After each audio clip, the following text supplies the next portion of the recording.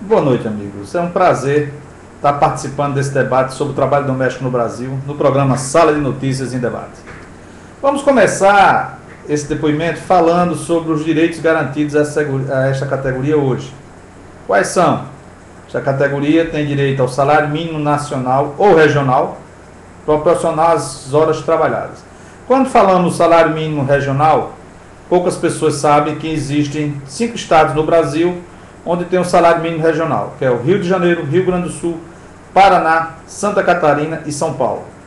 Então, nestes estados, a categoria tem o salário mínimo diferenciado dos demais. Ou seja, existe para esta categoria um salário mínimo regional, que sempre é superior ao salário mínimo nacional de R$ 545. Eles têm também direito ao aviso prévio, ao gozo dos feriados civis e religiosos. Isto surgiu em 2006 com a Lei 11.324. São aqueles feriados civis e religiosos que todos já conhecem no Brasil, e os feriados municipais e estaduais declarados obrigatoriamente por lei. Devemos esclarecer que aqueles pontos facultativos a categoria não faz jus. Como muitos estados brasileiros, muitas cidades, municípios, o carnaval não é feriado. O carnaval é um feriado bancário, enquanto em outras cidades é feriado nacional, é local. Mas não existe a figura do feriado nacional no período momesco. A categoria também tem direito à irredutibilidade salarial, ou seja, o que significa isto? O empregado não pode ter o seu salário reduzido. Ele foi contratado para ganhar R$600, o empregador não pode chegar e reduzir o seu salário, a não ser que seja pedido do empregado. Se o empregado acertar com ele, diminuir a sua jornada de trabalho, alguma coisa, ele pode chegar e reduzir o seu salário, desde que seja solicitado pelo empregado. O empregado doméstico desde 1973, esta categoria faz jus à carteira de trabalho devidamente assinada e anotada a partir do primeiro dia de trabalho.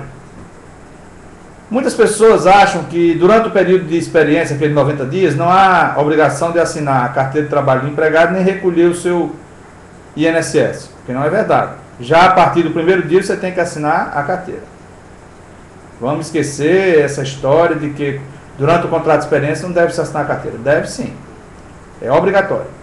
Eles fazem jus também ao 13º salário, que deve ser pago 50% entre os meses de fevereiro e novembro, até o dia 30 de novembro, e os outros 50% até o dia 20 de dezembro. Tem direito também a um repouso semanal remunerado de 24 horas, ou seja, eles têm direito a uma folga de um dia na semana, que deve ser concedido preferencialmente aos domingos. Caso o empregador necessite que o seu empregado ele trabalhe aos domingos, ele pode acertar com o empregado de dar outra folga, uma folga a ele em outro dia na semana, na segunda, terça, quarta, fica a critério do empregador. Esta categoria hoje tem direito também às férias anuais remuneradas de 30 dias úteis, 30 dias seguidos, porque antes era de 20 dias úteis, antes da Lei 11.324. Esse direito de férias de 30 dias surgiu a partir de julho de 2006. Lembrando que a remuneração dos períodos das férias deve ser pago o salário com 1/3 a mais, certo? E este pagamento deve ser feito até 2 dias antes de iniciar o gozo das férias. Faz jus também a licença maternidade, salário maternidade, licença paternidade, vale transporte, todos os benefícios previdenciários, aposentadoria, auxílio doença, pensão por morte dos seus dependentes, auxílio reclusão, todos os direitos assegurados pela Previdência Social, a categoria dos empregados domésticos faz jus. A empregada doméstica gestante, a partir de julho de 2006, adquiriu a estabilidade do emprego, desde a confirmação da gravidez até 5 meses após o parto. Estes são os direitos hoje assegurados à categoria.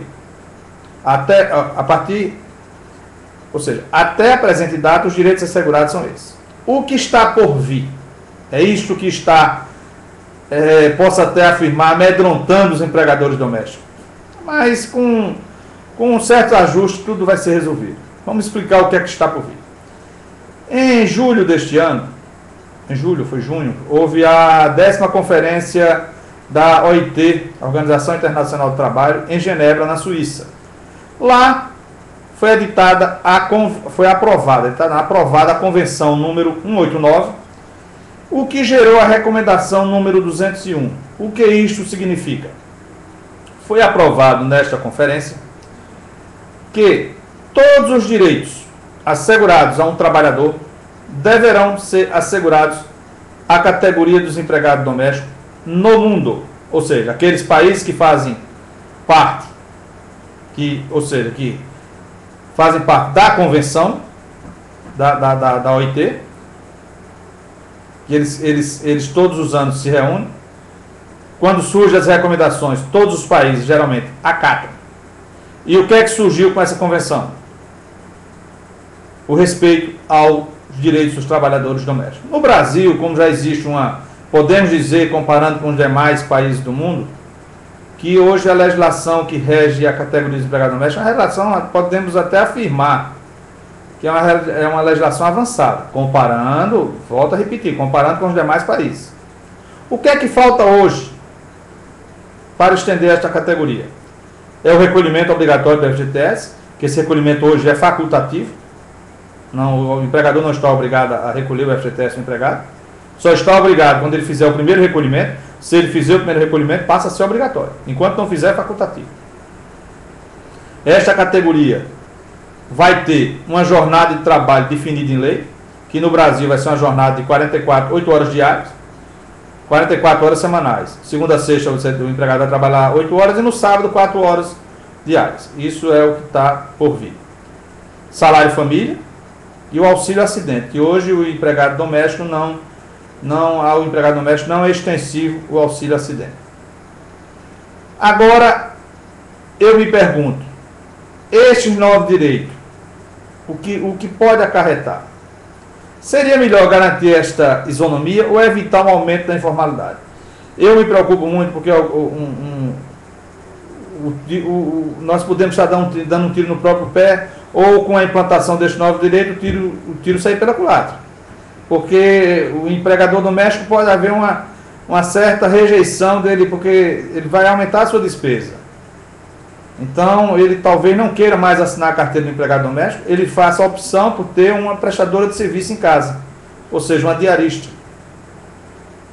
Agora, o que não se comentou ainda no Brasil é que esta convenção, ela recomenda, dentro do possível, dentro das possibilidades, implantar esses novos direitos. A maior preocupação que eu vejo hoje é a questão da jornada de trabalho. Como implantar uma jornada de trabalho para esta categoria? Como fiscalizar? Porque sabemos que o lar é inviolável.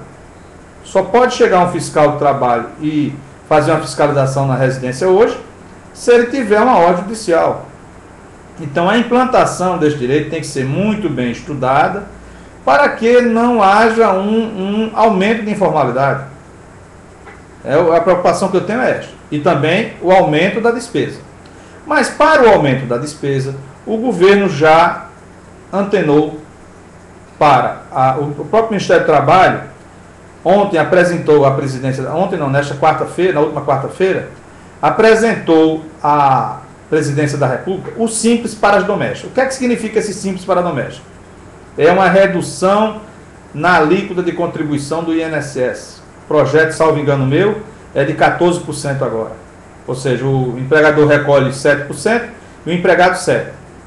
Mas vai continuar daquele. O empregador faz o recolhimento e tem o direito de descontar do salário do empregado a alíquota, que seria a partir desse novo Simples de 7% que o empregado deveria contribuir. Por que isto? Isto é para compensar exatamente o recolhimento obrigatório do FGTS, que hoje é no percentual de 8%, e que vai continuar. Então, o aumento de despesa do empregador doméstico seria o quê? Seria de 1%, já que ele reduz de 20% para 14% e aumenta, ou seja, de 2%. E também, neste Simples da doméstica, eles querem criar o único recolhimento, tanto para o INSS como para o INSS, ou o FGTS e o INSS. Seria uma única guia, um único GPS novo, um código novo, eles criariam, E para não dificultar aquele trabalho. Você já imaginou hoje, você, o empregador doméstico, recolher a previdência hoje está muito fácil, porque você tem um link, tem um site na internet onde você gera essa guia facilmente. O FGTS já é mais complicado. Tem um programa na Caixa Econômica, você tem que baixar, é meio complicado. O que é que o governo quer fazer? Ele quer facilitar, para evitar que o empregador, para não afastar o empregador doméstico desse novo projeto, dessa nova realidade. O que ele está querendo fazer é isso. Então, para mim, o primeiro deve-se fazer uma política onde não haja uma rejeição por parte do empregador. Que a categoria dos empregados domésticos merece os novos direitos, sem dúvida. Agora, isso tem que ser bem estudado para como fazer sua implantação. É tanto que a OIT ela recomenda, dentro do possível, ou seja, ela não manda, ela recomenda. Isso é uma recomendação. Então, para que isto seja possível, a bancada do governo, salvo engano meu, foi o PMDB, já ingressou com uma PEC no Congresso Nacional. É a PEC 478/2010, onde nesta PEC se revoga o parágrafo único do artigo 7 da Constituição Federal, que restringe os direitos da categoria dos empregados domésticos. A partir do momento que ele revoga este artigo, todos os direitos assegurados no artigo 7 da Constituição Federal serão extensivos à categoria dos empregados domésticos. Para isto, precisa-se de uma aprovação de 2/3 do Congresso Nacional, ou seja, é uma emenda constitucional. Vai haver uma emenda constitucional para se implantar esse novo direito. Para se ter uma ideia, como não se chegou a um consenso, que esta semana não se conseguiu, eles criaram a Comissão das Domésticas. A comissão eles chamam de Comissão das Domésticas, é a comissão que vai implantar esses novos direitos, não conseguiu se reunir por falta de consenso. Ainda os próprios deputados ainda não chegaram a um consenso. Imagina a sociedade. Para a sociedade isso vai ser vamos dizer, uma novidade que é mais um complicador. Mas se o governo tiver jogo de cintura, ele resolve isso com tranquilidade. Agora tem que haver participação de todas as partes interessadas. Governo, representantes dos empregados domésticos e principalmente dos empregadores domésticos. Porque muitas vezes o governo se reúne com sindicatos, se reúne com a Conferência de Empregadores e esquece de convidar os empregadores domésticos. Isso tem ocorrido. Eu particularmente tenho visto isso. Isso é uma opinião pessoal minha. Aí você vê, né?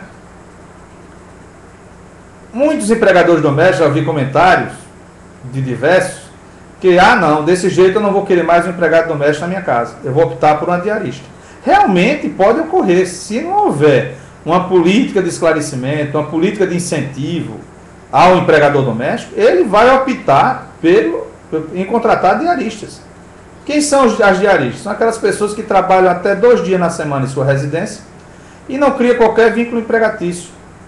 Esta não é a minha opinião. Isto é a jurisprudência consolidada do Tribunal Superior do Trabalho. O Tribunal Superior do Trabalho já bateu o martelo e diz que aquelas pessoas que trabalham até 2 dias na semana são prestadores de serviços e não empregados.